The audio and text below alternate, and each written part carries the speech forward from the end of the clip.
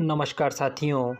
आज के वीडियो में हम कक्षा 9वीं की जो सामाजिक विज्ञान की एनसीईआरटी की 4 पुस्तकें आई हैं उनमें से पुस्तक जो हैं भारत और समकालीन विश्व के पाठ 1 फ्रांसीसी क्रांति को मैं कंप्लीट करवा चुका हूं। उसके मुख्य बिंदु और महत्वपूर्ण प्रश्नोत्तर को पहले आप वीडियो में डिस्क्रिप्शन में और कक्षा 9वीं की प्लेलिस्ट में जाकर देख सकते हैं। साथ ही साथ आज हम जानेंगे यूरोप में समाजवाद और रूसी क्रांति के मुख्य बिंदु क्या क्या हैं। इससे पहले यदि आप चैनल पर नए हैं और अभी तक आपने चैनल को सब्सक्राइब नहीं किया है तो सबसे पहले आप चैनल को सब्सक्राइब कर लें और बेल आइकन को प्रेस कर लें ताकि आने वाले समय में जब भी सोशल साइंस से संबंधित जो वीडियो अपलोड किया जाएगा उसका नोटिफिकेशन आपको मिलता रहेगा।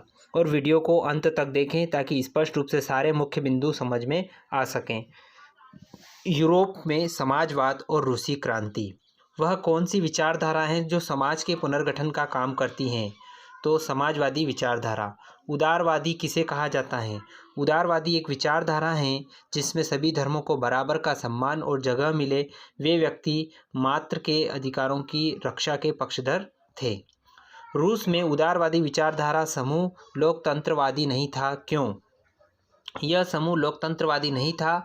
ये लोग सार्वभौमिक वयस्क मताधिकार यानी सभी वयस्क नागरिकों को वोट देने का अधिकार देने के पक्ष में नहीं थे। उनका मानना था कि वोट का अधिकार केवल संपत्तिधारियों को ही मिलना चाहिए। समाजवादी विचारधारा से आप क्या समझते हैं? समाजवादी विचारधारा वह विचारधारा है जो निजी संपत्ति रखने के विरोधी हैं और समाज में सभी को न्याय और संतुलन पर आधारित विचारधारा हैं। अगला प्रश्न है, समाजवादी निजी संपत्ति का विरोध क्यों करते थे? समाजवादी निजी संपत्ति का विरोध इसलिए कर रहे थे क्योंकि निजी संपत्तियां सामंतवाद और समाज में असंतुलन को जन्म देते हैं। अगला प्रश्न है, रेडिकल समूह की क्या विचारधाराएं थी?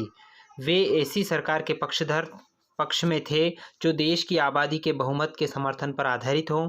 इनमें से बहुत सारे लोग महिला मताधिकार आंदोलन के भी समर्थक थे। ये लोग बड़े जमींदारों और संपन्न उद्योगपतियों को प्राप्त किसी भी तरह के विशेषाधिकारों के खिलाफ थे। वे किसी भी निजी संपत्तियों के विरोधी नहीं थे, लेकिन केवल चंद लोगों के पास संपत्ति के केंद्रण के खिलाफ वे थे। अगला प्रश्न है, रूढ़िवादी रूस में किस प्रकार के बदलाव चाहते थे? जो रूढ़िवादी लोग थे वो रूस में किस प्रकार के बदलाव चाहते थे? तो पहला पॉइंट है, रूढ़िवादी तबका रेडिकल और उदारवादी दोनों के खिलाफ था। वे बदलाव की धीमी प्रक्रिया चाहते थे और वह चाहते थे कि अतीत का सम्मान किया जाए, अर्थात अतीत को पूरी तरह ठुकराया न जाए। अगला प्रश्न है, रूस में समाजवादियों की प्रमुख विचारधाराएं क्या थी? रूस में समाजवादियों की प्रमुख विचारधाराएं निम्नलिखित थी। पहला है, वे लोग निजी संपत्ति के विरोधी थे, यानी वे संपत्ति पर निजी स्वामित्व को सही नहीं मानते थे। दूसरा पॉइंट है, वे संपत्ति के निजी स्वामित्व की व्यवस्था को ही सारी समस्याओं की जड़ मानते थे। तीसरा महत्वपूर्ण पॉइंट है, कुछ समाजवादियों को कोऑपरेटिव यानी सामूहिक उद्यम के विचार में दिलचस्पी थी। और चौथा पॉइंट है, केवल व्यक्तिगत पहलकदमी से बहुत बड़े सामूहिक खेत नहीं बनाए जा सकते हैं। वह चाहते थे कि सरकार अपनी तरफ से सामूहिक खेती को बढ़ावा दे। वे चाहते थे कि सरकार पूंजीवादी उद्यम की जगह सामूहिक उद्यम को बढ़ावा दे। रूस की उदारवादी विचारधारा का वर्णन कीजिए। सभी धर्मों को बराबर का सम्मान और जगह मिले। वे सरकार से व्यक्ति मात्र के अधिकारों की रक्षा के पक्षधर थे। उनका कहना था कि सरकार को किसी के अधिकारों का हनन करने या उन्हें छीनने का अधिकार नहीं दिया जाना चाहिए।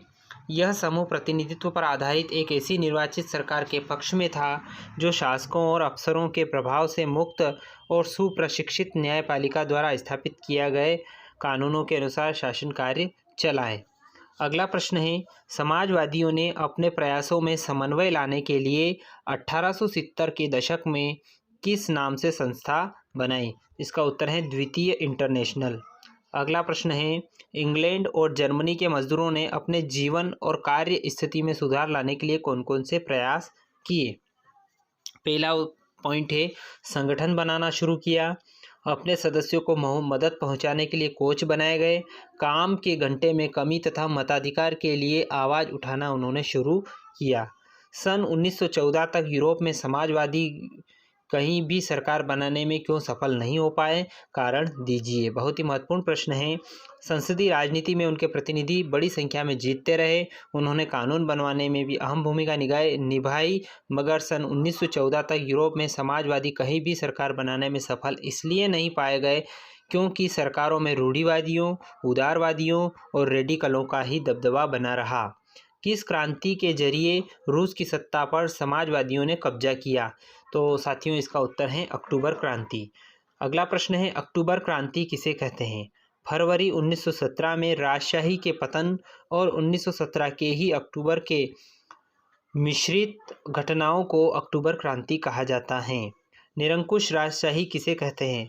ऐसा शासन जहां राजा ही सर्वोसर्वा होता है और लोगों को कोई अधिकार प्राप्त नहीं होता है, वहां पर निरंकुश राजशाही या शासन कहलाता है। रूसी साम्राज्य की अधिकांश जनता का आजीविका का साधन क्या था? तो साथियों, उनकी आजीविका का साधन कृषि था। अगला प्रश्न है, 20वीं शताब्दी के आरंभ में रूस में कारीगरों एवं मिल मजदूरों की दशा का वर्णन करो। 20वीं शताब्दी के आरंभ में रूस में कारीगरों और मिल मजदूरों की दशा निम्नलिखित थी। पहला पॉइंट है, किसी को जब नौकरी से निकाल दिया जाता था तो मजदूर एकजुट होकर हड़ताल करते थे। काम की पाली के घंटे निश्चित हों, इस बात का ध्यान रखने के लिए सरकारी विभाग फैक्ट्रियों पर नज़र रखते थे। तीसरा पॉइंट, मजदूरों के रहने के लिए भी कमरों से लेकर डार्मिटरों की तरह व्यवस्था थी। सामाजिक स्तर पर मजदूर बटे हुए थे। बेरोजगारी तथा आर्थिक संकट में एक दूसरे की मदद करने के लिए संगठन बना लिए गए थे। अगला महत्वपूर्ण प्रश्न है कि रूसी किसान यूरोप के अन्य किसानों से किस प्रकार भिन्न थे, वर्णन कीजिए। यहाँ के किसान समय समय पर सारी ज़मीन को अपने कम्युनिटी को सौंप देते थे। फिर प्रत्येक परिवार की ज़रूरत के अनुसार हिसाब से किसानों को ज़मीन बांटी जाती थी। जबकि फ्रांसीसी क्रांति के दौरान ब्रिटेनी के किसान न केवल नवाबों का सम्मान करते थे, बल्कि उन्हें बचाने के लिए उनकी लड़ाइयाँ भी लड़ते थे। इसके विपरीत रूसी किसान चाहते थे कि नवाबों की ज़मीन छीनकर किसानों के बीच बांट दी जाए। अगला प्रश्न है, विश्व में लोकतंत्र स्थापित करने में किन्हीं 3 घटनाओं का नाम बताइए। पहली घटना थी इंग्लैंड की 1688 ईस्वी की शानदार क्रांति। 1776 ईस्वी में अमेरिका की स्वतंत्रता की घोषणा। 1789 ईस्वी की फ्रांस की क्रांति, जिसने विश्व में स्वतंत्रता, समानता और बंधुत्व के 3 महान सिद्धांतों की नींव रखी, जो लोकतंत्र के प्रमुख स्तंभ सिद्ध हुए। अगला बहुत ही महत्वपूर्ण प्रश्न है जो परीक्षा में पूछा जा सकता है, खूनी रविवार से आप क्या समझते हैं? रूस में जार शासन में जनवरी 1905 ईस्वी के एक रविवार के दिन कुछ लोगों ने जुलूस निकालकर जार से मिलने और एक याचिका देने की कोशिश की, परंतु जार के सैनिकों ने उन पर गोलियां बरसाई, जिसमें लगभग 1000 मजदूर मारे गए थे और कई हजार घायल हुए। इसलिए इस हत्याकांड को खूनी रविवार के नाम से प्रसिद्ध हुआ। सोवियत शब्द की व्याख्या अपने शब्दों में कीजिए।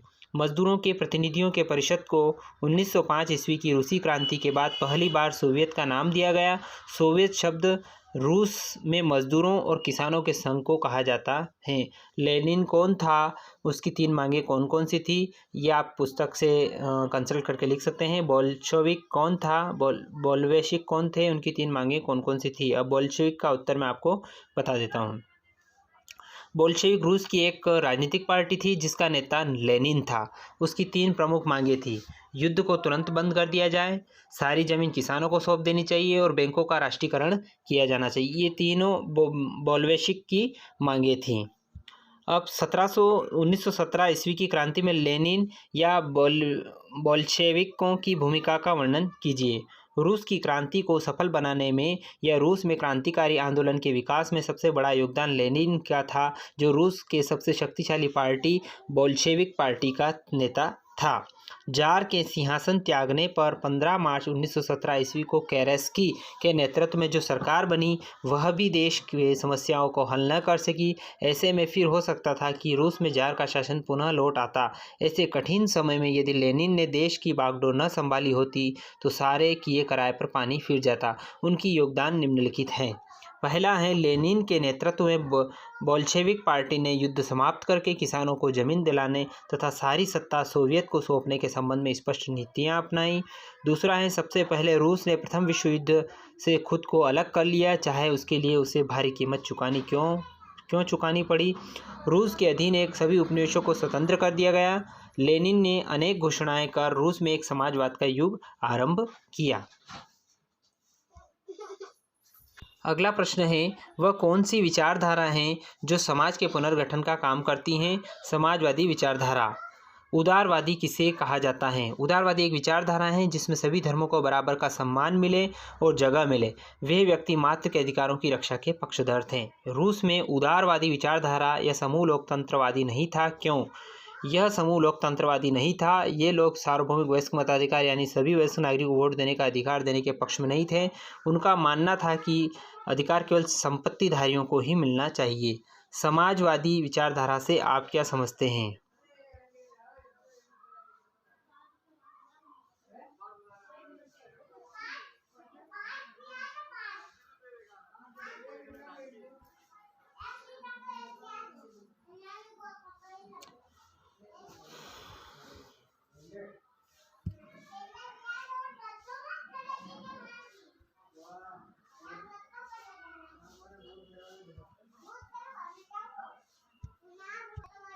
तो आज की वीडियो में हमने महत्वपूर्ण प्रश्न उत्तर को जाना।